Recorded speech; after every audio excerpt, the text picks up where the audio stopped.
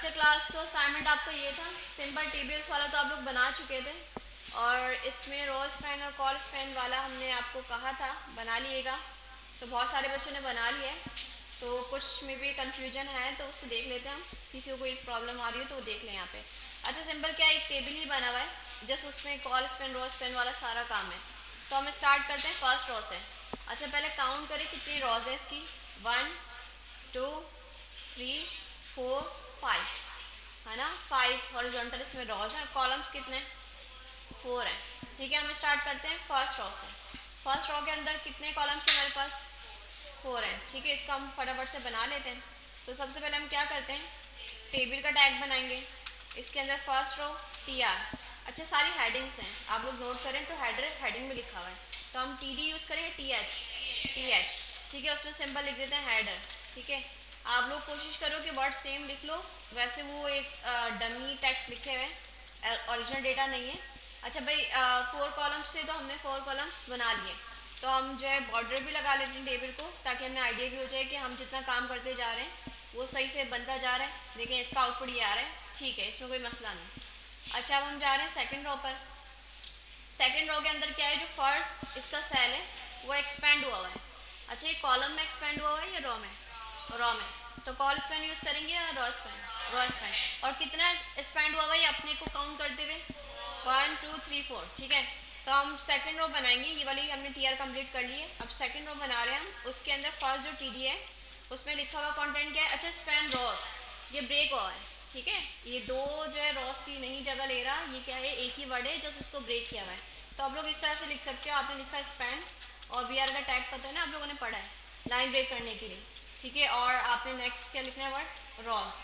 ठीक है, और आपको रॉ स्पैन करना है, कितना कितना काउंट किया था, 4। ठीक है, तो एक स्पैंड हो गया होगा। अच्छा उसके बाद सेकंड रो का ये वाला सेल है स्पैन कॉलम्स, ये क्या कर रहा है, ये भी एक्सपेंशन कर रहे हैं लेकिन रॉस में कर रहे हैं, कॉलम्स में, कॉलम्स में। और कितने की कर रहा है, 3 की। ठीक है, खुद को काउंट करते हैं 1 2 3। तो हम इसी का एक दूसरा सेल बना रहे हैं और उसमें कंटेंट हमने यही लिखना है स्पैन कॉलम्स, और उसको हमने एक्सपेंड करना है कॉलम्स में। तो इसमें हमने 3 पास कर दिया। इस तरह से हमारी कितनी रॉस कंप्लीट हो गई है, 3। इसका आउटपुट ज़रा हम जाकर देखें तो इस तरह से आ रहा है। ठीक है, कॉलम्स के आगे इसमें स्पेलिंग G लगा दिया। ठीक है, तो यहाँ तक की भी सही है। ठीक है, सेंटर हम बाद में कर लेंगे, खैर यहाँ तक के इसको हमने देख लिया, सही दिख रहा है। अच्छा फिर हम काम करते हैं थर्ड रो पे। अच्छा थर्ड रो में जो फर्स्ट सेल है उसकी तो ऑलरेडी जगह जो है वो जा चुकी है, तो हम थर्ड रो में ये वाला सेल बनाएंगे ना, ये वाला और ये वाला। ठीक है, सेकंड और लास्ट। तो हम फर्स्ट वाली सेल की जगह नहीं देंगे, क्योंकि हमने जो सेकंड रो में बनाया था सेल उसने ऑलरेडी इसकी स्पेस ले ली है। तो हम ये वाला सेल बनाएंगे और ये वाला सेल बनाएंगे। अच्छा इसमें TD जो है वो एक्सपेंड हो रहा है, किस में हो रहा है, कॉलम में, रो में, कॉलम में। तो हम एक और नई रो बनाते हैं, ये हमारे पास कौन सी हो जाएगी, थर्ड हो जाएगी। इसमें TD हमने बनाया है और कंटेंट आपने वही लिखना है स्पैन कॉलम्स। ठीक है, और इसको एक्सपेंड करना है कॉलम्स में, तो कॉल स्पैन, और कितना एक्सपेंड करना है, 1 2। ठीक है, और इसके बाद जो सेल होगा वो एक्सपेंड हो रहा है रो में, तो कितना एक्सपेंड हो रहा है, 1 2 3। तो इसके बराबर ही हम एक और TD बना रहे हैं, और उसमें कंटेंट आपने वैसे लिखना है, स्पैन लिखना है, BR का टैग लगाकर आप इसको ब्रेक कर दिएगा, और फिर क्या लिखना है, बोथ लिखना है। ठीक है, और इसमें आपने एक्सपेंशन करनी है रो वाइज, और कितनी करनी है, 3। ठीक है, ऐसे ही है 1 2 3। अब इसका आउटपुट हम देख लेते हैं जाकर, देखें सही आ रहा। अभी क्योंकि नीचे रॉस बनी नहीं है, तो जब वो बनेंगी ना फिर ये एक्सपेंड होगा। ठीक है, अभी तो उसके स्पेस है ही नहीं ना, आगे बनाया नहीं आपने। अच्छा आगे हम देख रहे हैं, यहाँ तक हमने कंप्लीट कर लिया थर्ड रो तक। फोर्थ में देखें आपके पास ये वाला सेल है और ये वाला सेल है, इसके स्पेस तो आप इसको दे चुके हैं। तो इसमें भी जो सेल बन रहा है उसमें भी एक्सपेंशन हो रही है, कॉलम में होती है, रो में, रो में। ठीक है, तो हम एक और रो बना रहे हैं, अब ये हमारी फोर्थ हो जाएगी। ठीक है, TD हमने बनाया, कंटेंट आपने लिखना है स्पैन और BR करके रॉस लिख देना है। ठीक है, इसको आपने एक्सपेंड करना है किसमें, रो में। ठीक है, रॉ स्पैन कितना पास करना चाहिए, 2।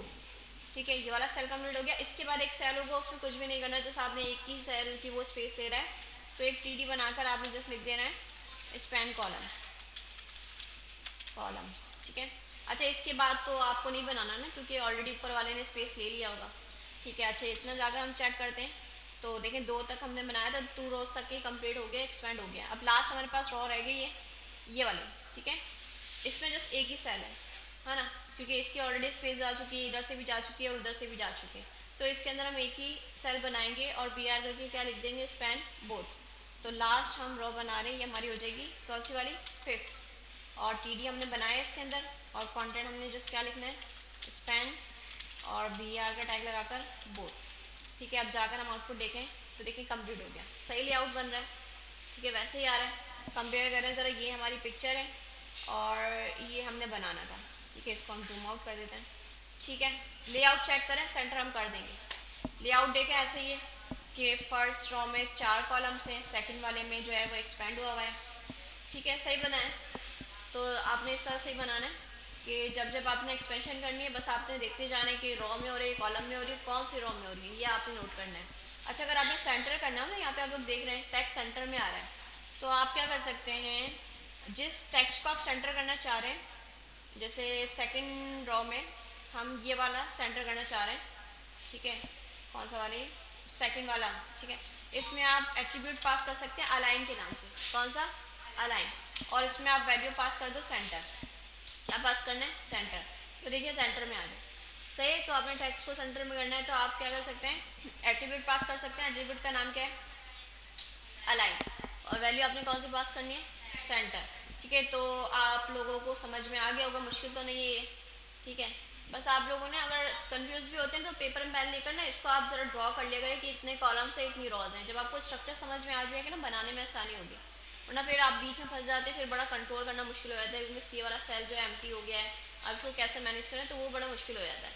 सही, तो हो जाएगा ये वाला असाइनमेंट सबका, हो जाएगा आज तक का हो गया। जिनका हो गया भाई बहुत अच्छा किया आप लोगों ने, जिनका रह गया है वो लोग काइंडली कंप्लीट कर लीजिएगा। सही है, प्रॉपर हम क्लास को स्टार्ट कर रहे हैं। लास्ट क्लास में आपका लेक्चर नहीं हो पाया था, तो आज की क्लास में हम इसको स्टार्ट कर रहे हैं। अच्छा, बुक का मैंने कहा था कि आप लोग बुक खोलिएगा, वैसे मैंने आपके कंप्यूटर से भी डाली हुई सी ड्राइव में, लैंड स्कोर फाइल्स के नाम से फोल्डर है, और आपको बुक मिल जाती है वहाँ पे। ठीक है, ऑलरेडी आपके कंप्यूटर से ही बुक है। अच्छा, तो ये फोल्डर हमारा काम हो चुका है, हम इस फोल्डर को बंद करके नया फोल्डर स्टार्ट कर लेते हैं।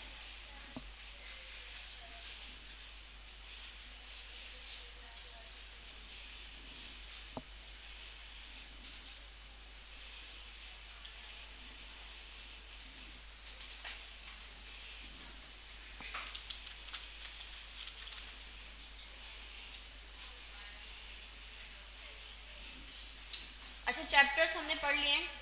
इंट्रोडक्शन हो गया हमारा, टैक्स हो गया, लिस्ट, लिंक्स, इमेजेस, और आई गेस लिंक्स में ना, लिंक्स में या किसी चैप्टर में वो टॉपिक रहता है डायरेक्टिव स्ट्रक्चर, वो इंशाल्लाह ईद के बाद कवर करेंगे। इमेजेस हमने पढ़ लिया, टेबल्स हमने पढ़ लिया। टेबल्स में कुछ रह तो नहीं गया, पहले देख लेते हैं। हमने ये सब कुछ पढ़ लिया है, स्पैन। अच्छा, यस। अच्छा, ये देखिए क्लास कि अगर आपके पास बहुत ज़्यादा है ना, अभी आप लोग कुछ टेबल्स बना रहे हो, उसमें कुछ ही रॉज हैं, कुछ ही कॉलम्स हैं, अगर आपके पास बहुत लॉन्ग टेबल है ना, उसमें डेटा बहुत ज़्यादा है, तो आप इस तरह भी कर सकते हो कि जो फर्स्ट रो है उसको आप TH के टैग में रख दो। अच्छा, ये कौन सा, ये सिमेंटिक टैग है। जिस तरह से हमने बताया कि इसका आउटपुट कुछ नहीं होता, लेकिन इसकी वर्थ होती है, इसकी मीनिंग होती है पेज में ना। तो आप इस तरह से कर सकते हो कि फर्स्ट जो आपकी रो है उसको आपने किस में रैप कर दिया, T हेड के टैग में, उसको ओपन क्लोज किया और फर्स्ट रो उसमें रख दिया आपने। बाकी उसके बाद जितनी भी रोज आ रही है उसको आपने किस में रख दिया, T बॉडी के टैग में। और जो सबसे लास्ट वाली रो है ना, उसको आपने रख दिया T फुट के टैग में। ठीक है, जैसे आपको एग्जाम्पल की तरह बता रहे हैं कि देखें बहुत ज़्यादा ये लॉन्ग टेबल है, इसमें डेटा ज़्यादा है, तो आप जो फर्स्ट रो है उसको T हेड के टैग में रख सकते हो। जो सारे कॉलम्स सॉरी रोज जो इसके बाद आ रही हैं, ये बॉडी कहला जा सकती है इसकी, तो उसके लिए टैग का नाम क्या है, T बॉडी। और जो सबसे लास्ट वाली रो है उसके लिए उन्होंने टैग जो है हमें प्रेफर किया है, वो कौन सा है, T फुट। ठीक है, इनका कुछ आउटपुट नहीं है, जिस आपके डेटा में जो है वो मीनिंग आ जाएगी और आपका जो SEO फ्रेंडली हो जाएगा। ठीक है, क्योंकि कौन सा सिमेंटिक टैग, तो हमने काफ़ी डिस्कशन की हुई है, आपकी प्रेजेंटेशन भी हो चुकी है ना। ठीक है, तो और हम देखें कि आप क्या कर सकते हो, सेल्फ पैडिंग। ये क्या बता रहा है, cell padding and cell spacing. अगर आपको सेल्स में, जैसे एक ये सेल है, इसके चारों तरफ से, ठीक है, आपको स्पेस चाहिए। ठीक है, तो आप क्या यूज़ कर सकते हो, पैडिंग। क्या यूज़ कर सकते हो, पैडिंग। अगर सेल के अंदर चारों तरफ से आपको स्पेस चाहिए तो आप एट्रीब्यूट कौन सा यूज़ कर सकते हो, सेल पैडिंग। और अगर आपको सेल्स के बिटवीन, जैसे एक ये सेल है दूसरा ये सेल है, इसके बिटवीन आपको स्पेस चाहिए चारों तरफ से, ठीक है, दो सेल्स के बिटवीन आपको चाहिए, तो आप एट्रीब्यूट यूज़ करोगे सेल स्पेसिंग। और अगर एक ही सेल के अंदर आपको चारों तरफ से स्पेस चाहिए, तो फिर आप क्या यूज़ करोगे, सेल पैडिंग। ठीक है, अब मैं आपको अप्लाई करके दिखा दूँ तो और क्लियर हो जाएगा। मैंने वो टेबल वाला बंद कर दिया, इसको दोबारा से ओपन करके इसमें ट्राई करके देखते हैं। अच्छा, दोनों जो एट्रीब्यूट हैं वो आपके टेबल वाले टैग में यूज़ होंगे, जो आपका मेन टैग है टेबल वाला, इसी में यूज़ होंगे। तो इस पर हम एक अप्लाई करते हैं, सेल पैडिंग। सजेशन आपके पास नहीं आएंगी क्योंकि ये ओल्ड कोड है, आप लोग देख रहे हो रेड में भी शो हो रहा है, ये रेड में भी शो होता है, मतलब ये पुराना कोड हो चुका है, चल तो रहा है लेकिन सपोर्ट नहीं है। ये सारी डिज़ाइनिंग स्टाइलिंग आप आगे जाके किससे करोगे, CSS, क्योंकि अभी हमने CSS नहीं पढ़ी तो हम यूज़ कर सकते हैं, चल रहा है तो कोई मसला नहीं है, लेकिन आगे जाके आपको CSS से करना होगा। अच्छा, इसमें जैसे लेट सपोज मैं 10 पास करूँ। अच्छा, सेल पैडिंग का मैंने अभी बताया, सेल पैडिंग क्या होगा, हर सेल के अंदर चारों तरफ से स्पेस अगर आपको चाहिए हो तो आप सेल पैडिंग यूज़ करेंगे। अब जाकर इसका आउटपुट देखें हम ज़रा, तो देखें आया, लग रहा है आप लोगों को कि स्पेस आया। मैं ज़रा इसकी वैल्यू को और इंक्रीज़ करती हूँ, 100 कर देती हूँ।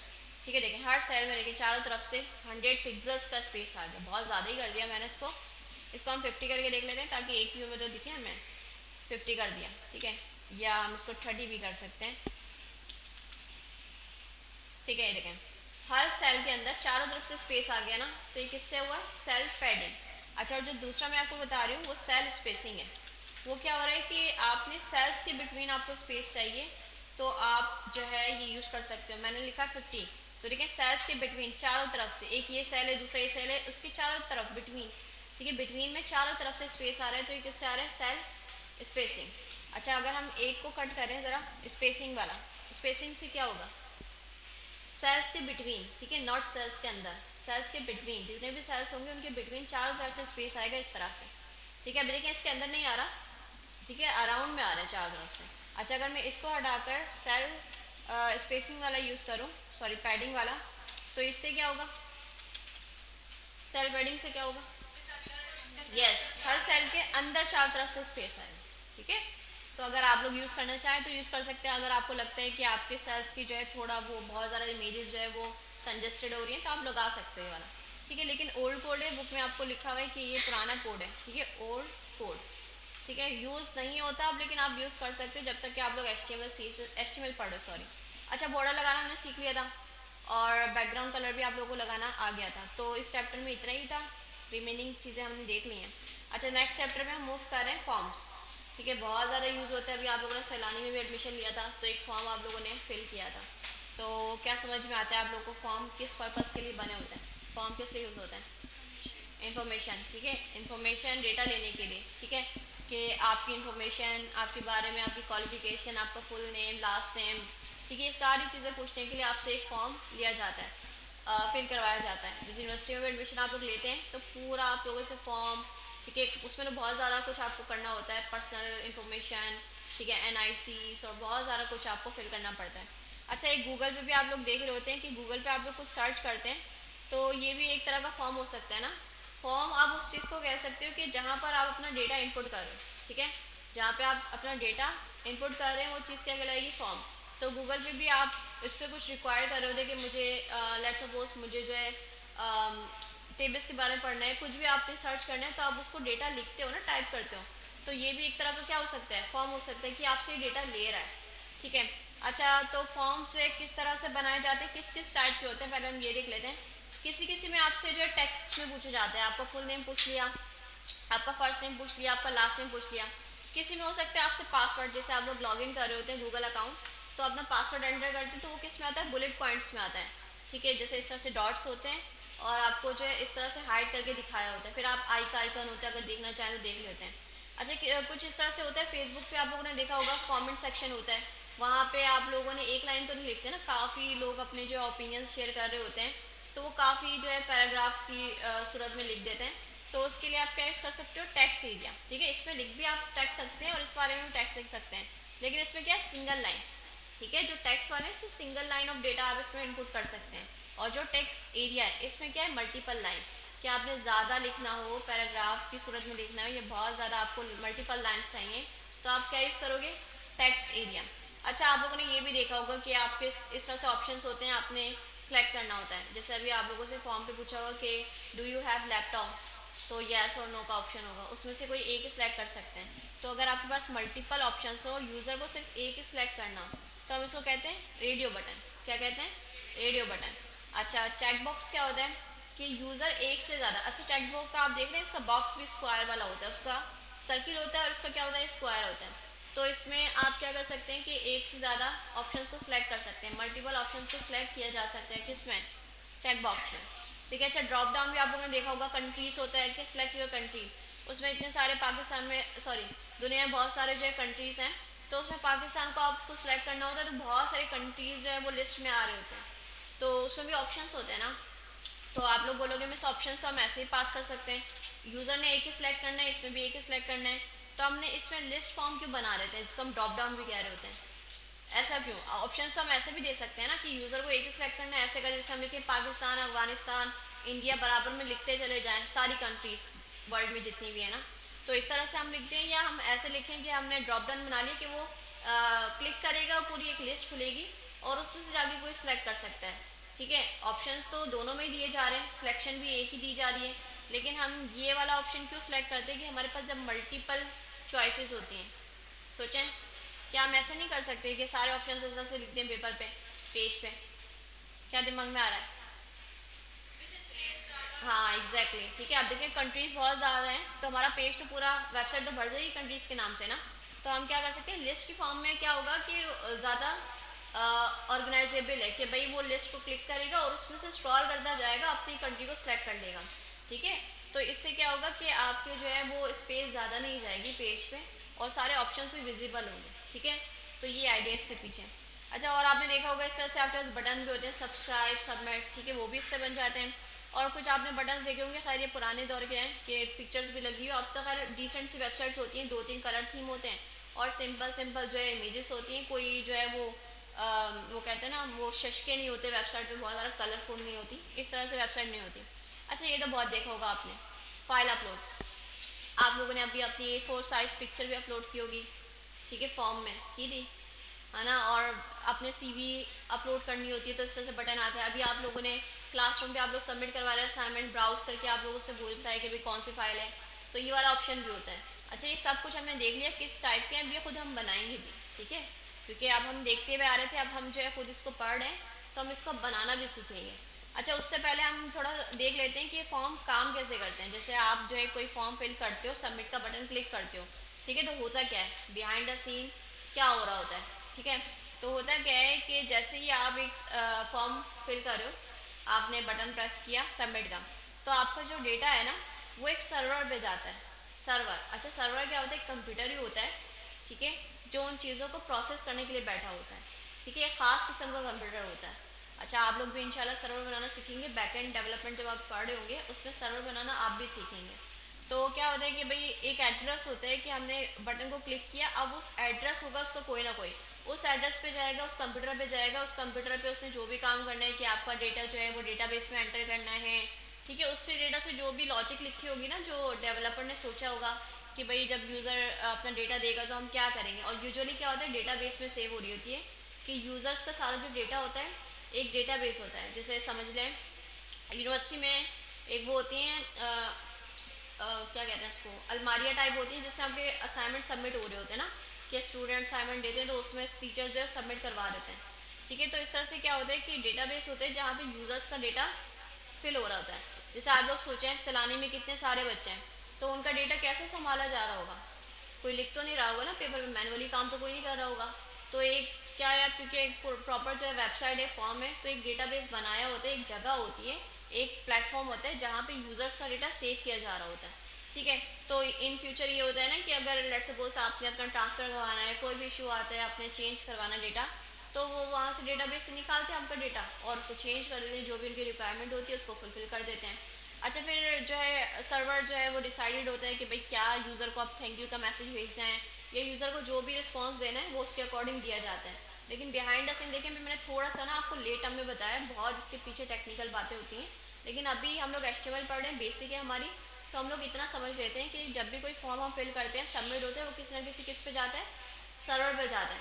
ठीक है, सर्वर अपने हिसाब से काम करता है, जो भी उसको बताया होता है, और वो जो भी रिस्पॉन्स देना होता है वो भी डेवलपर ने डिसाइड किया होता है कि अब यूज़र को ये कहना है या उसको ये रिडायरेक्ट करना है, जो भी बातें होती हैं। ठीक है, तो इस तरह से अभी हम क्या सीख रहे हैं, UI बनाना, हम ये बनाना सीख रहे हैं। आगे वाला काम कैसे जाएगा, क्या होगा, ये आगे जाके पढ़ेंगे। ठीक है। अच्छा, अब हम जा रहे हैं कि फॉर्म बनाने पे। तो सबसे पहले तो कह रहे हैं कि फॉर्म बनाने के लिए आपको एक फॉर्म का टैग यूज़ करना पड़ेगा। ये मेन टैग कौन सा है? फॉर्म का। तो सिंपल हम जाते हैं HTML की फाइल पे और इसको मैं बंद कर देती हूँ। अब मैंने शायद अच्छी क्लास का बनाया है फॉर्म्स का, ठीक है, इसको खोल लेते हैं। अच्छा, बहुत ईजी है। जस्ट एक ही आपने ज़्यादातर टैग यूज़ करना है इनपुट का ना, उसमें टाइप्स की बात है सारी। टाइप्स चेंज होती जाएंगी और आपके जो है वो उसकी वैलिडेशन वेरिएशन चेंज होती रहेगी, ठीक है। सबसे पहले से क्या बोला हमें कि फॉर्म का टैग बनाए। मैंने जस्ट मुझे टैग का नाम पता था फॉर्म, एंटर किया, ओपन भी हो गया, क्लोज भी हो गया। अच्छा, इसमें बाय डिफॉल्ट आप लोग देख रहे हैं एक्शन का एट्रीब्यूट खुद से ही आ रहा है। ये क्या होता है कि जब आपका फॉर्म फिल हो जाएगा, अगर आपने सबमिट जहाँ करवाना है ना, एक एड्रेस सर्वर पे जाएगा, ये भी हमने बातें की हैं, तो उसका यहाँ पे आप एड्रेस लिख सकते हैं। क्या लिख सकते हैं? एड्रेस। एक्शन क्या बताता है कि फॉर्म का जो डेटा है सबमिट होने के बाद जाना कहाँ चाहिए, उस जगह का यहाँ पे एड्रेस पास होता है, ठीक है। अच्छा, फॉर्म में आपने ओपनिंग भी हो रहा है, इसका क्लोजिंग भी हो रहा है, इसमें जाके एंटर करना है और फिर हमें बुक में बताया जा रहा है, बस आप जो है स्टार्ट कर दें इनपुट बनाना, ठीक है। सबके लिए कौन सा टैग है? इनपुट, ठीक है। तो लेट्स सपोज हम जाकर सिर्फ इनपुट लिखते हैं। इनपुट मैंने लिखा, एंटर किया। क्या इनपुट का क्लोजिंग टैग है? तो ये कौन सा टैग कहलाएगा? सेल्फ क्लोजिंग, ठीक है। अच्छा देखिए, इसमें सबसे मेन चीज़ यही है, टाइप टेक्स्ट, ठीक है। तो हम जाकर गो लाइव करते हैं। हमने कुछ नहीं किया, सिर्फ इनपुट का टैग लगाया और देखें क्या हो गया, एक प्लेस होल्डर, जिसमें जाकर आप डेटा जो है वो एंटर कर सकते हैं। इस तरह से बॉक्स आ गया और इसमें जाके आप किसी भी डेटा टाइप का डेटा एंटर कर सकते हैं। मैं स्पेशल कैरेक्टर्स कर रही हूँ, नंबर कर रही हूँ और टेक्स्ट कर रही हूँ, किसी भी टाइप का आप डेटा इसमें एंटर कर सकते हैं, क्योंकि इसकी टाइप क्या है? टेक्स्ट है, ठीक है। अच्छा, मैं क्या करूँ कि एक और मैं बना दूँ इनपुट, ठीक है। उसमें भी टाइप अभी क्या है? टेक्स्ट ही है। अच्छा, आप लोग ज़रा नोट करें कि ये साइड बाय साइड आ रहा है, देख रहे हैं आप लोग, एक इनपुट प्लेस होल्डर यहाँ पे आ रहा है, एक प्लेस होल्डर यहाँ पे आ रहा है। तो मैंने आपको बताया कि जो आउटपुट जिनका एलिमेंट्स का साइड बाय साइड आता है वो कौन से होते हैं? इनलाइन। ज़बरदस्त भाई, याद है आप लोगों को, ठीक है। तो इनपुट कौन सा है? इनलाइन, ठीक है। आप लोग अगर चाह रहे हो न्यू लाइन में आ जाए तो अभी फ़िलहाल आप लोग क्या कर सकते हो, BR का टैग लगाकर इसको नीचे आप जो है इस तरह से कर सकते हैं। अगर आपको कम लग रहा है तो एक और बार बना दें, तो BR के थ्रू ये लाइन ब्रेक करके नीचे आ गया, सही है। हमने फ़िलहाल ऐसे कर लिया। अच्छा भाई, अब देखें, अब हमें पता है कि इसमें आपको लेट सपोज अपना फर्स्ट नेम लिखना है। कोई बात है? पूछा हम लोग। अच्छा, इसमें आपको फर्स्ट नेम लिखना है और नीचे वाले में आपको क्या लिखना है? लास्ट नेम, ठीक है। इस तरह से आपने लिख दिया। तो ज़रा बताएं कि मुझे तो पता है ना कि मैंने डिसाइड किया है कि फर्स्ट वाले बॉक्स में क्या होगा? फर्स्ट नेम, और लास्ट वाले में लास्ट नेम। अगर मैं, आप सोचो ज़रा, इसको मैं नेटलीफाई से एक लिंक ओरिजिनेट करके किसी को शेयर करूँ, उसको क्या कैसे पता चलेगा कि भाई फर्स्ट वाले में फर्स्ट नेम लिखना है, लास्ट वाले में लास्ट नेम? एक तो चलो यूजुअल जनरली होता है ऐसा, उससे आइडिया हो सकता है, लेकिन अगर मैंने कुछ और सोचा हो तो उसको कैसे पता चलेगा? उसको तो नहीं पता चलना है ना, उसके ख्वाब में तो नहीं आएगा कि भाई इसमें ये लिखना है, इसमें ये लिखना है। तो होता क्या है कि आगे ना कुछ टेक्स्ट हिंट की तरह लिखा होता है कि भाई यूज़र को ये लिखना है।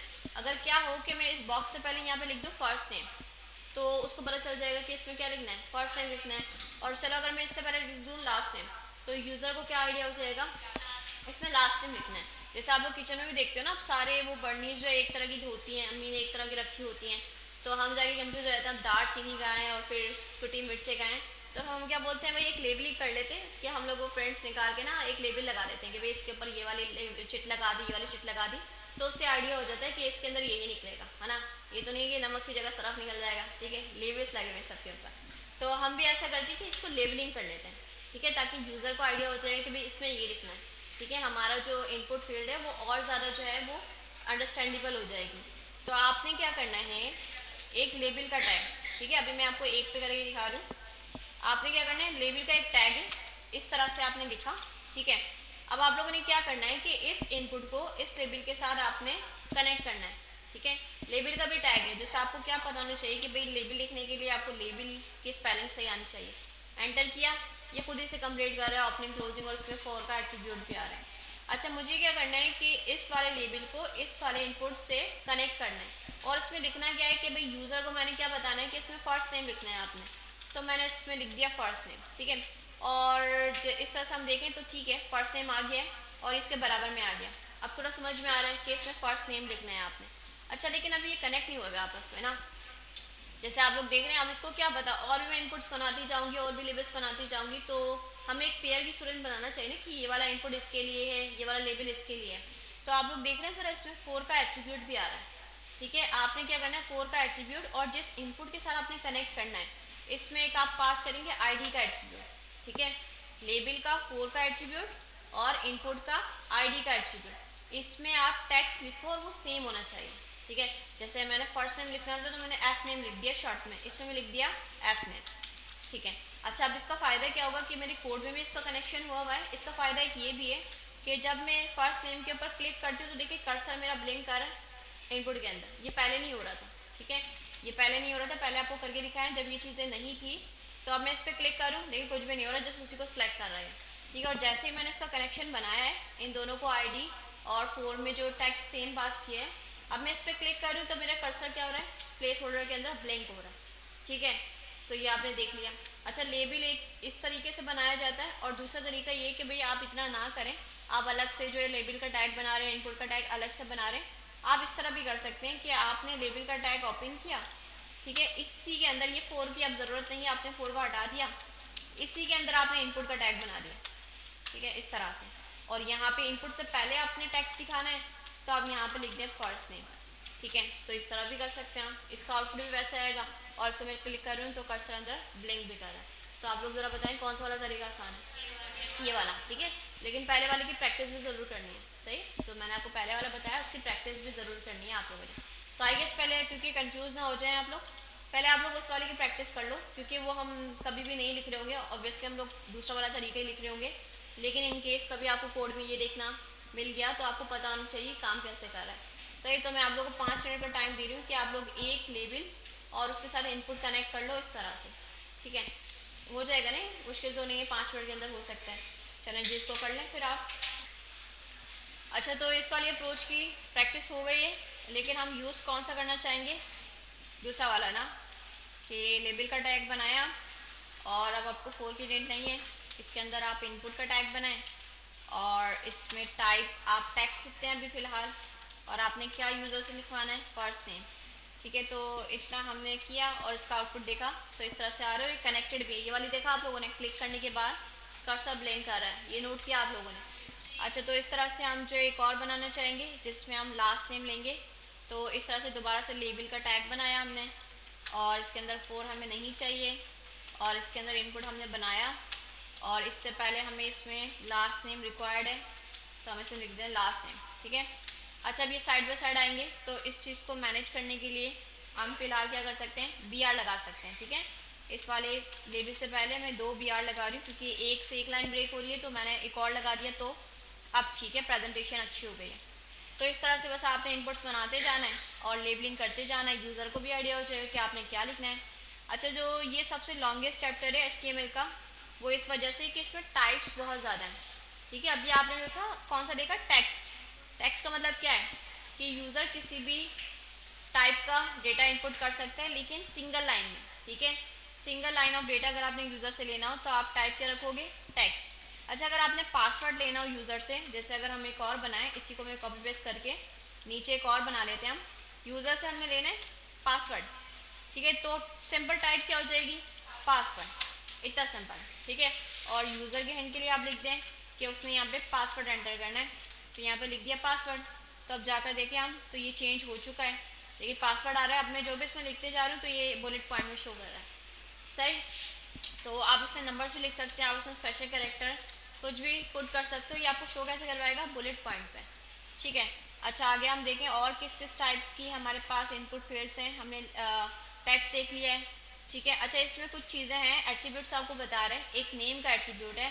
ठीक है, नेम क्या होता है कि आगे आगे क्या करना है, आपका जो डेटा है वो सर्वर पे जाना है ना, आगे बैकएंड वाले के पास जाना है, सर्वर पे आपको डेटा जाएगा, तो आप नेम का एट्रीब्यूट यूज़ कर सकते हो कि फील्ड को ना बताने के लिए। जैसे एक तो यूज़र को बता रहे हो कि आप इसमें क्या लिखना है, फर्स्ट नेम। अब यूज़र यहाँ पे जो डेटा टाइप कर रहे हैं, आगे जब ये सबमिट होकर जाएगा ना, तो हमें आगे ही बताना पड़ेगा कि हमने किस लिए लिखवाया था, ये वाला डेटा फर्स्ट नेम के लिए लिखवाया था। तो इस चीज़ को और अच्छे से लेबलिंग करने के लिए, बैकएंड वाले को आगे सर्वर वाले के लिए हेल्प करने के लिए आप क्या कर सकते हो कि सिंपल इनपुट फील्ड में जाकर नेम का एट्रीब्यूट यूज़ किया, और यहाँ पे आपने यहाँ पे भी लिख दिया कि भाई आपने इसके लिए किसके लिए लेबलिंग करवाई थी, कोर्स नेम के लिए या एफ नेम के लिए, जो भी शॉर्ट में आप लिखना चाहें। ठीक है, इसका आउटपुट कुछ नहीं है, जस्ट एक चीज़ है जो आगे जाके आपकी हेल्प करेगी। सही।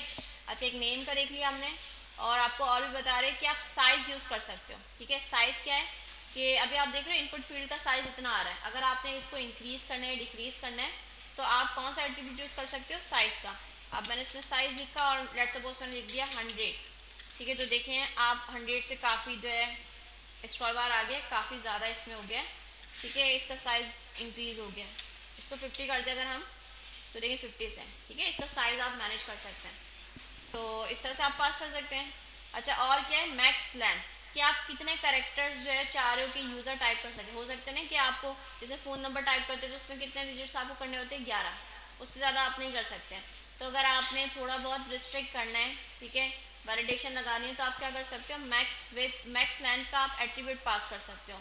तो अगर हम इसमें पास करके देखें मैक्स लेंथ मतलब मैक्सिमम लेंथ कितनी हो जाएगी, लेट्स सपोज मैं लिखो 5, तो फर्स्ट वाले में लगाया है, तो इसमें देखें मैंने 5 लिखे, आगे कुछ मैं कीबोर्ड की प्रेस करूँ, मुझे आगे लिखने ही नहीं दे रहा। क्यों, क्योंकि मैंने इसकी वैलिडेशन लगाई थी कितने कैरेक्टर्स तक, 5।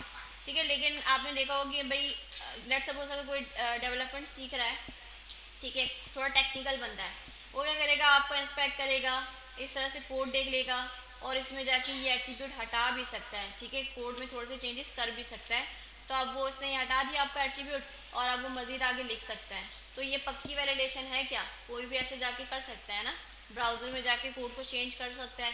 तो ये जो है प्रॉपर वैलिडेशन नहीं है, थोड़ा बहुत है कि एस्टिमेट से आप कर सकते हैं, लेकिन प्रॉपर जो वैलिडेशन है वो आप किससे करोगे, जावास्क्रिप्ट से करोगे आगे जाके, कि कोई भी आपके जो है जैसे आपने एप्लीकेशन बनाई है उसमें कोई भी इस तरह से कोई नहीं कर सके, और जितना आप रिक्वायर्ड किया है वर्ड 5 आप वर्ड्स चाह रहे हो, सॉरी कैरेक्टर्स चाह रहे हो, तो उतना ही डेटा पुट होना चाहिए। क्योंकि ऐसा अगर आप एस्टिमेट से करेंगे ना, तो ऐसे तो फिर आपको जो है कोई भी जाकर वेबसाइट में आपका काम ख़राब कर देगा। ठीक है, तो कर सकते हैं लेकिन ये प्रॉपर नहीं है। ठीक है, जो मैक्स लेंथ वाली है कि आप चाह रहे हो कि यूज़र इतने कैरेक्टर से इनपुट कर सकते हैं, एस्टिमेट से हो सकती है लेकिन प्रॉपर नहीं। प्रॉपर किससे होगी, जावास्क्रिप्ट से।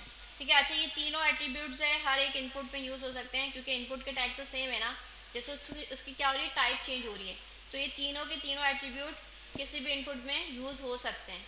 ठीक है, अगर आपको नीड है तो आप इसको यूज़ कर सकते हैं।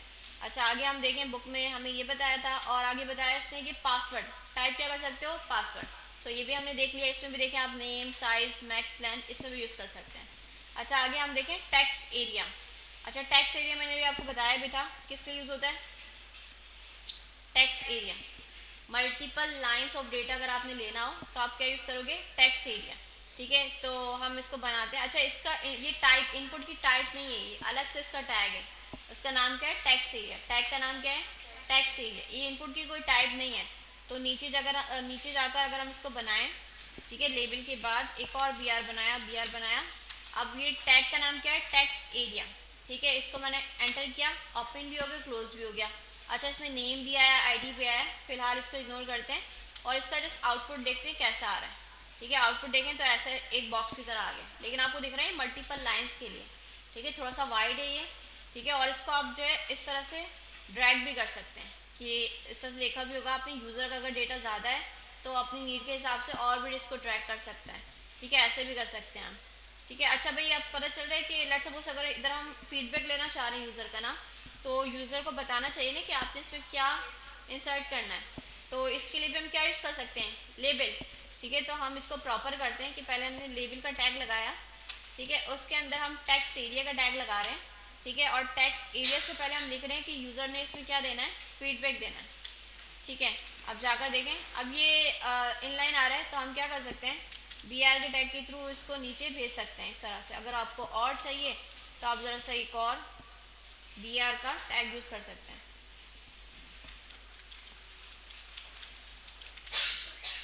ठीक है, अब बेहतर है कि यूज़र को समझ में आ रहा है क्या लिखना है इसमें, फीडबैक, और यूज़र इसमें लिख सकता है। देखें काफ़ी डेटा में लिखते चले जाऊँ, वो लाइन्स जो है इस तरह से ड्रैगेबल हो रही है और स्क्रॉलेबल हो रही है। ठीक है, अच्छा अगर आप चाह रहे हो कि जैसे ये यूज़र के सामने बॉक्स आता है ना, इसकी आप कॉलम्स और रॉज को मैनेज करना चाह रहे हो। ठीक है, इसकी जो रॉज हैं जिससे आपको लेंथ दिख रही है इसकी, और वर्टिकल और हॉरिजॉन्टल, अगर आप इसकी विड्थ को सेट करना चाह रहे हो तो वो भी कर सकते हो। आप कैसे कर सकते हो, इसमें आपके पास एट्रीब्यूट आते हैं कॉल्स के नाम से। ठीक है, कॉल से क्या होगा, कॉलम वाइज।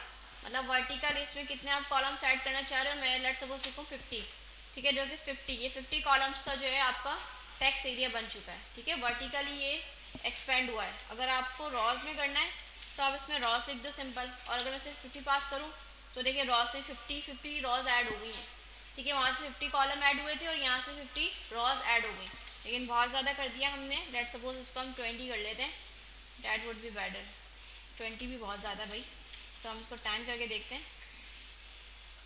10 से इतना आ रहा है, ठीक है, मतलब रॉज ज़्यादा हो रही है एज़ कम्पेयर टू कॉलम्स।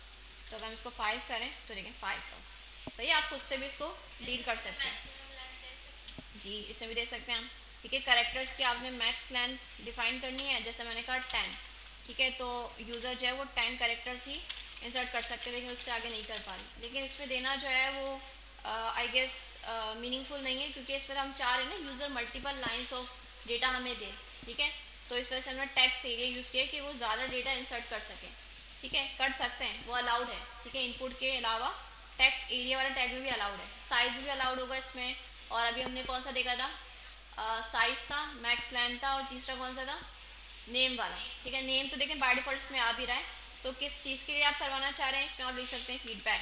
अच्छा, आईडी वाले को अभी आप लोग इग्नोर कर सकते हैं, इसमें आईडी की अभी हमें नीड नहीं है, तो इसको आप इग्नोर कर सकते हैं, ठीक है।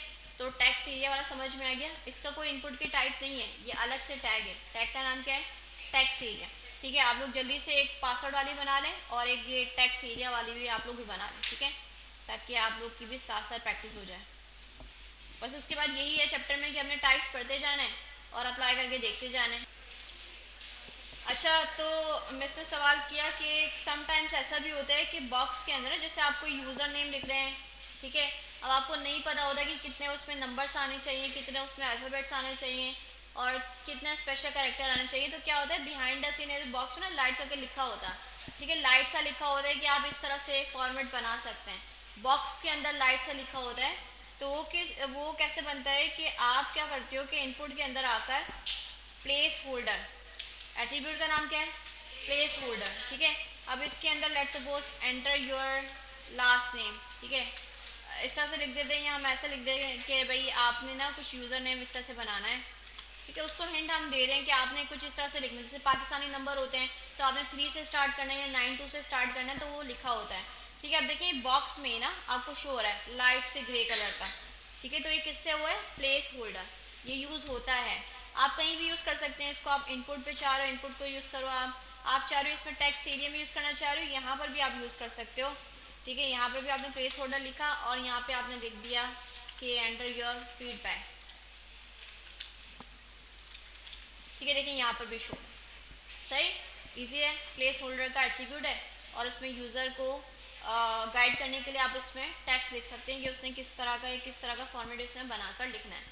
अच्छा, अगर लेट्स सपोज मुझे एक और जो है बनाना है, लेबल बनाना है, जैसे मैंने पासवर्ड का बनाया है और मैं चाह रही हूँ एक नंबर का बन जाए जिसमें यूज़र ना सिर्फ नंबर ही लिख पाए, तो उसकी टाइप क्या हो जाएगी, नंबर हो जाएगी सिंपल, ठीक है, और लेट्स सपोज हम उसको बोलते हैं कि आप ना फ़ोन नंबर इसमें लिख दें अपना, या NIC नंबर टाइप का जिस तरह का भी डेटा हो सकता है आपका, तो ये देखें फ़ोन नंबर वाली फील्ड आ चुकी है।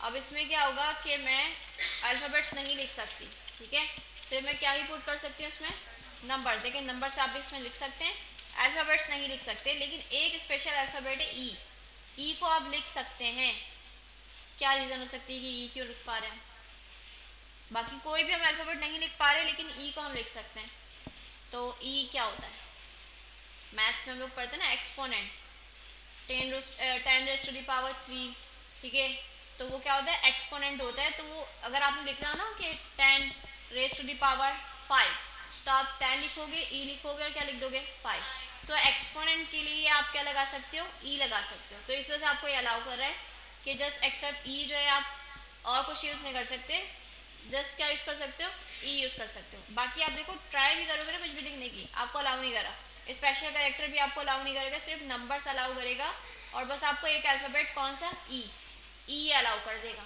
ठीक है, तो ये नंबर वाला हो गया, ठीक है। आगे हम देखते हैं रेडियो बटन का आपको बताया क्या है, ये रेडियो बटन क्या होता है अभी बताया था, हमने टाइप्स में पढ़ा था, सिर्फ यूज़र से एक ऑप्शन आपने सेलेक्ट करवाना हो, ठीक है, तो आप क्या यूज़ करोगे रेडियो बटन, जैसे इस तरह का ना आपके पास है, हम जैसे हम कर लेते हैं कि हमारा कोर्स कौन सा है, वेब डेवलपमेंट हो सकता है, एआई हो सकता है, और तीसरा कोई हम ग्राफिक का डाल देते हैं, हम कुछ ऐसा बना लेते हैं। ठीक है, तो सिंपल हम इसको बनाने के लिए क्या करेंगे, इनपुट का टाइप यूज़ करना है। टाइप क्या हो जाएगी, रेडियो। टाइप क्या हो जाएगी, रेडियो। ठीक है, तो हम जो है बना लेते हैं, लास्ट में जाकर फीडबैक के बाद बना लेते हैं यहाँ पर।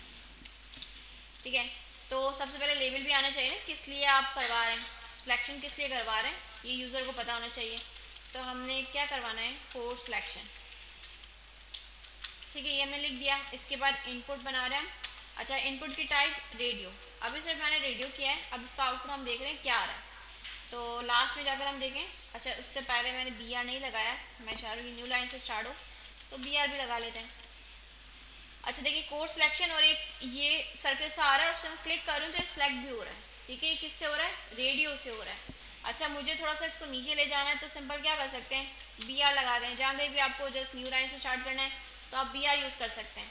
ठीक है, अच्छा आप देखें ज़रा, सही है, रेडियो आ गया। ठीक है, सिर्फ हमने क्या किया, इनपुट की टाइप क्या की है, रेडियो। लेकिन उसके आगे ऑप्शन भी आने चाहिए ना, किसके लिए सिलेक्शन हो रही है। जैसे यहाँ पे लिखा हुआ है कि इसके बाद रॉक लिखा हुआ है, हमारा क्या हो जाएगा, वेब डेव हो जाएगा। तो हम इसके बाद लिखना चाह रहे हैं, तो हम भी क्या कर सकते हैं, वालेकुम अस्सलाम, अल्हम्दुलिल्लाह। अच्छा, आज भी लेक्चर है आपका, बस कर देती वाइंड अप। हाँ, 10 पे इनका ऑफ है ना, बस 45 पे दे देते फिर आपको। अच्छा, तो हमने क्या करना है, इसको ऑप्शन भी साथ में लिखना है। तो हम क्या कर सकते हैं कि इसको भी लेबल में कर सकते हैं ना, कि अगर आपने ये वाला ऑप्शन सेलेक्ट करवाना है तो इसका लेबल क्या है।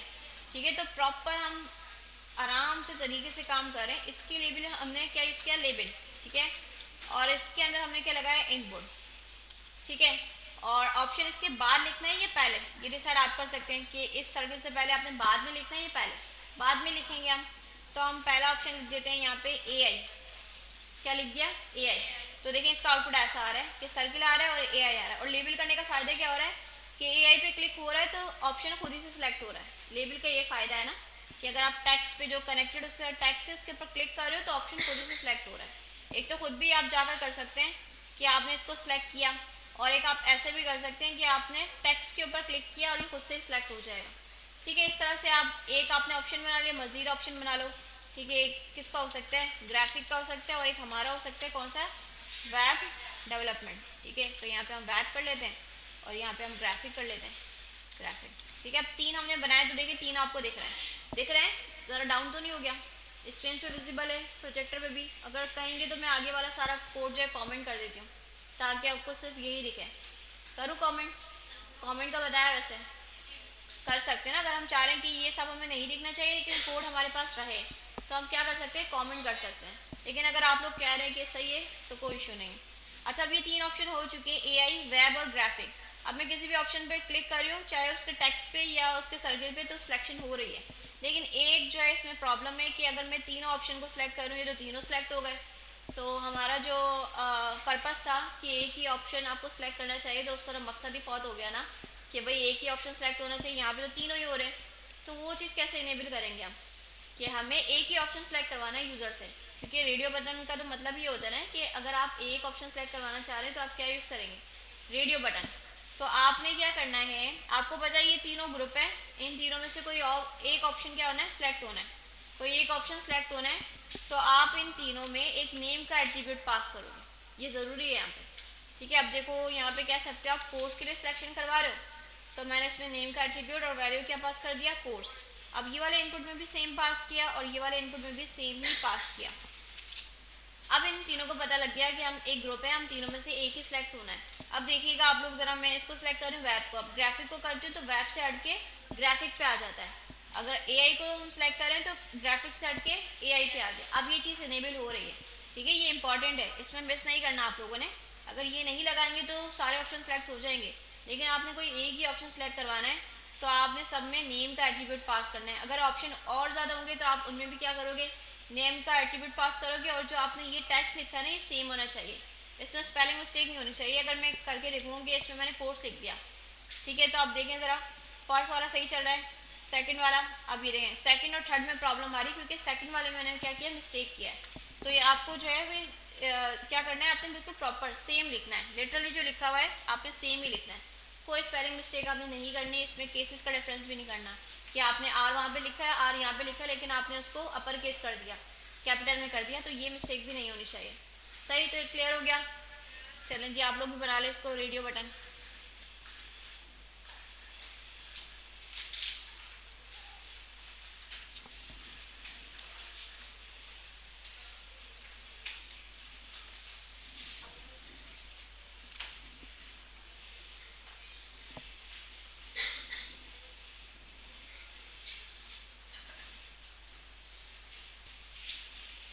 अच्छा, तो हमने देख लिया है रेडियो बटन, ठीक है। नेम का आपको समझ आ गया है कि आपने एक सिलेक्शन करवानी हो तो आपको नेम का एट्रीब्यूट पास करना है, और इसमें जो लिखी है आपने वैल्यू वो आपको सब में सेम पास करनी है। अच्छा, ये हमें आगे बता रहे हैं कि आपने एक वैल्यू का एट्रीब्यूट भी यूज़ करना है। इससे क्या होगा कि अभी यूज़र को तो पता चल रहा है, आपको पता चल रहा है कि यूज़र जो है ग्राफिक का ऑप्शन सेलेक्ट कर रहा है, लेकिन वही बात है कि आपका डेटा आगे जाना है सर्वर पर, तो उनके लिए आसानी हो तो आप लोग क्या कर सकते हो कि यहाँ पे वैल्यू का एट्रीब्यूट यूज़ करके जो वैल्यू आप यूज़र सेलेक्ट करवा रहे हैं ना, जैसे ग्राफिक का ऑप्शन आप सेलेक्ट करवा रहे हैं, तो यहाँ पे आपने लिख दिया ग्राफिक, ठीक है। सिंपल जो ऑप्शन आप इसको सेलेक्ट करवा रहे हैं यूज़र से, वो आपने किस में लिख दिया, वैल्यू के एट्रीब्यूट में लिख दिया। इसका कोई आउटपुट नहीं है, क्या होगा, बस आगे जो आपका डेटा जाएगा सर्वर के पास उनके लिए हेल्पफुल हो जाएगा ये, ठीक है। तो वैल्यू का एट्रीब्यूट क्या करते हैं कि जो सिलेक्शन आप करवा रहे हैं, जैसे आप वो टैक्स इसमें पास कर दें, तो आगे सर्वर पे जब डेटा जाएगा तो उनको भी समझ में आएगा। ग्राफिक के लिए, सॉरी इसको मैंने चेंज नहीं किया, इसको वेब करना है और इसको हमने क्या करना है, एआई करना है, ठीक है। जो यूज़र ने सेलेक्ट किया ऑप्शन वो एआई है, वो वेब है, वो ग्राफिक है, आगे जब डेटा आपका जाएगा। सही।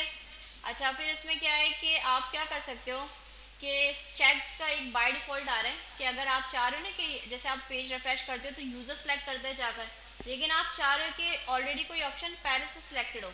जैसे मेजॉरिटी मुझे आइडिया है कि हमारे जो स्टूडेंट्स हैं वो वेब के हैं, तो मे बी उनको ऑप्शन ना सेलेक्ट करना पड़े, उनका टाइम सेव हो जाए, तो तुम पहले से ही क्या करते हो, वेब के ऑप्शन को सिलेक्टेड कर देते हो, ठीक है। तो आपने क्या करना है कि जिस ऑप्शन को आप चाह रहे हो कि वो पहले से ही सिलेक्टेड हो, चेकड हो, ठीक है, तो आपने चेक का एट्रीब्यूट पास करना है और इसके अंदर वैल्यू भी आपने सेम लिखनी है, चेकड, ठीक है। स्पेलिंग आप लोग देख लीजिएगा, चेकड। अच्छा भाई, इससे क्या होगा कि जैसे हमने ग्राफिक पे किया था, तो जैसे ही पेज आपका रिलोड होता है तो ऑलरेडी किस पे चेक है, ग्राफिक पर।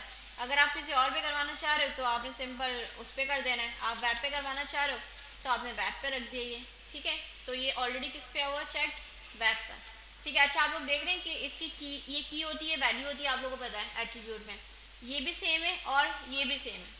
याद रखिएगा कि अगर एचटीएमएल में आपके पास इस तरह की सिचुएशन आ जाए कि जिसमें की का भी सेम टेक्स्ट हो और वैल्यू भी सेम हो, तो आप इसको ऐसे भी लिख सकते हो, सिंपल आपने चेक लिखा, एचटीएमएल खुद ही समझ जाएगा कि की का नाम भी क्या है, चेक है, और वैल्यू भी इसमें क्या पास हो रही है, चेक।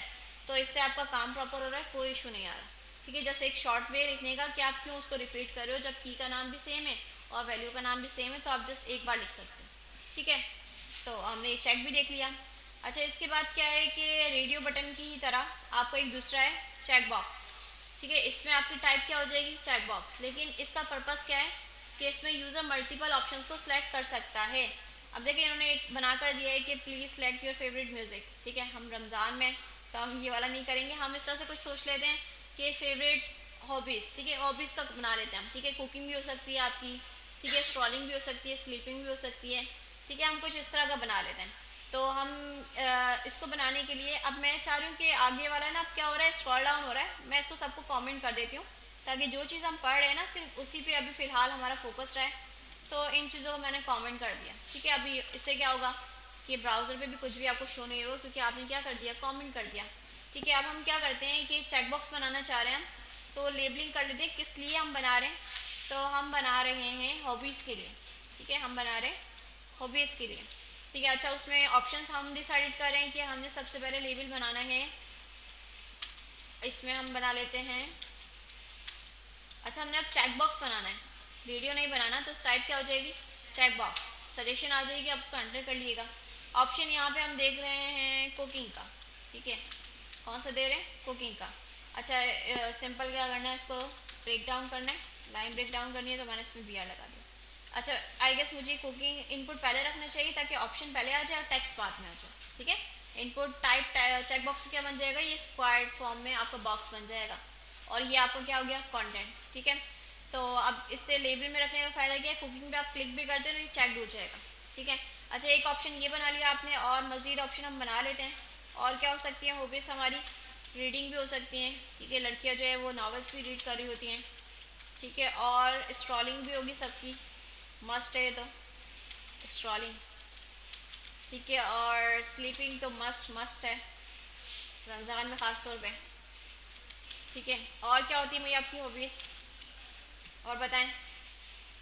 हाँ, और क्या करते हैं आप लोग, शॉपिंग, यस ये भी मस्ट है, शॉपिंग।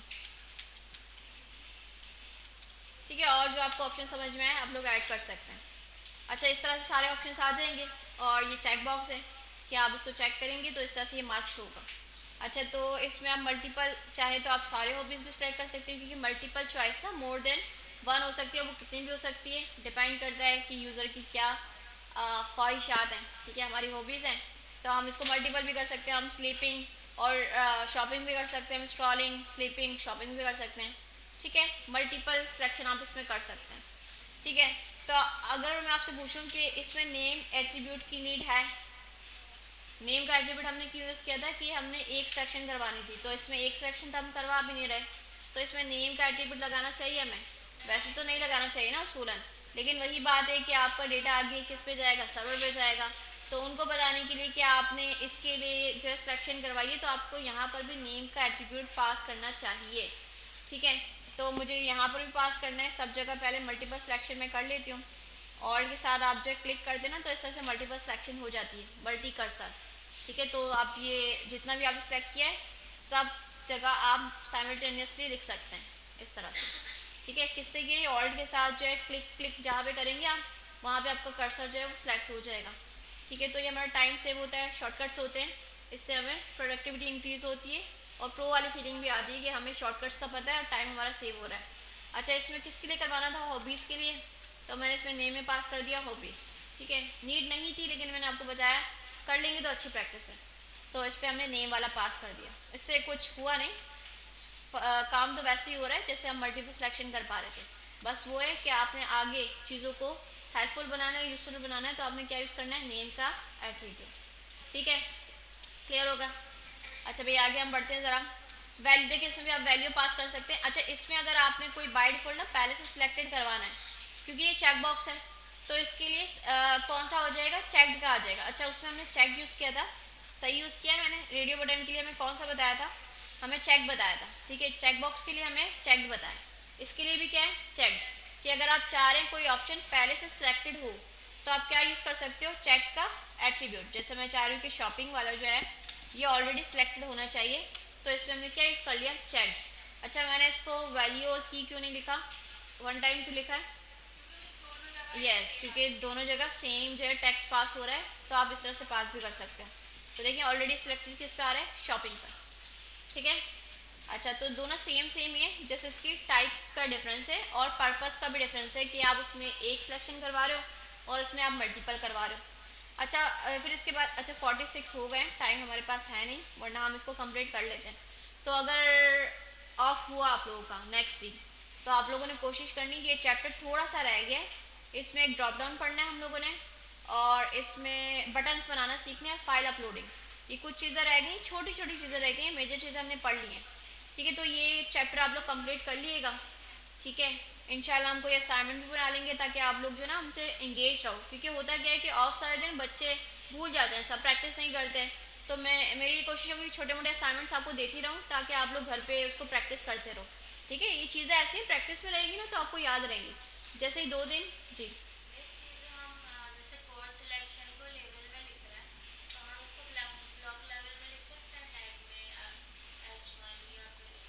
जी लिख सकते हैं, जैसे आप चाह रहे हो कुकिंग जो है वो H1 बन जाए। जी जी जी हाँ कर सकते हैं, जैसे आप चाह रहे हो ना यहाँ पे हॉबीज BR यूज़ किया है, तो अगर इसको H1 बना दोगे तो ब्लॉक लेवल बन जाएगा। ब्लॉक लेवल क्या होगा कि अपने बराबर में ही आने नहीं देगा, ऐसे भी कर सकते हो। ठीक है, इसमें हॉबीज लिख सकते हैं ऐसे, ये भी हो जाएगा। ठीक है, वो और भी अच्छा हो गया, बोल्ड हो गया, एक हेडिंग की सूरत बन गई, ऐसे भी कर सकते हैं। ठीक है, अच्छा और कोई क्वेश्चन है, ये क्लियर हो गया जितना हमने पढ़ा है। तो अब देखते हैं कि इन केस अगर आपका ऑफ हुआ तो आप लोगों ने कोशिश करनी है कंप्लीट कर लें आप लोग, ठीक है। असाइनमेंट्स वगैरह भी आपको बनाकर दे दिए जाएंगे छोटे मोटे, ताकि आप लोग प्रैक्टिस में रहें, ठीक है। तो क्लास को हम यहीं पे रख रहे हैं और don't forget to like, comment, share, subscribe, ठीक है।